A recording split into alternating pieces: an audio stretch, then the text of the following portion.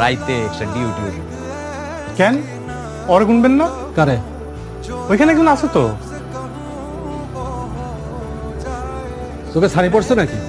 দেখছস না তাহলে জং পড়ে গেছে। তোর জন্মের আগের থেকে এই সেল বন্ধ। ওস্তাদ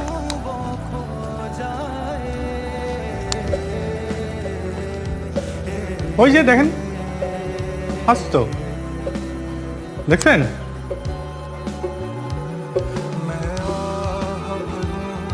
কি হয়েছে?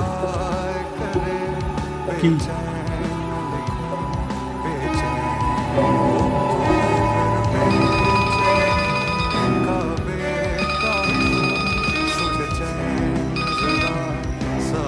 জীবনে